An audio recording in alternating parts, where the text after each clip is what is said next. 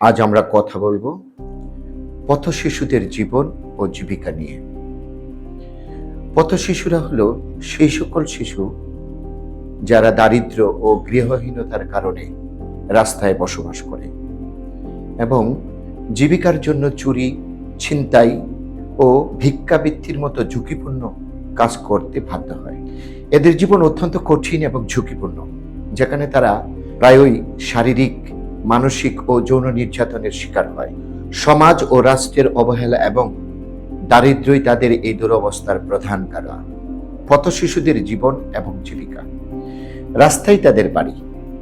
পথ শিশুদের কোনো নির্দিষ্ট ঠিকানা থাকে না। তাদের বাসস্থানে হয় রাস্তাঘাট ও বর্জ্যভূমি।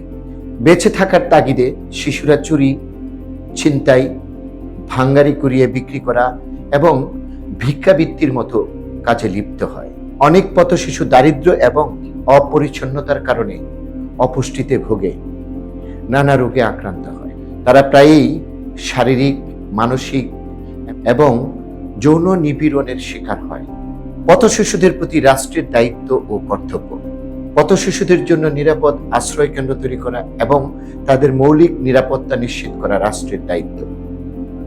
তাদের স্কুলে যাওয়ার সুযোগ করে দেওয়া, বিনামূল্যে স্বাস্থ্য সেবা প্রদান করা এবং তাদের শারীরিক ও মানসিক বিকাশ নিশ্চিত করা রাষ্ট্রের দায়িত্ব ও কর্তব্য। পথ শিশুদের সমাজের মূল ধারায় ফিরিয়ে আনার জন্য বিভিন্ন ধরনের পুনর্বাসনমূলক কার্যক্রম গ্রহণ করতে হবে। পথ শিশুদের বেড়ে ওঠার পিছনের কারণ অর্থাৎ দারিদ্র্য দূরীকরণের কার্যকর ব্যবস্থা গ্রহণ করা রাষ্ট্রের অন্যতম প্রধান দায়িত্ব।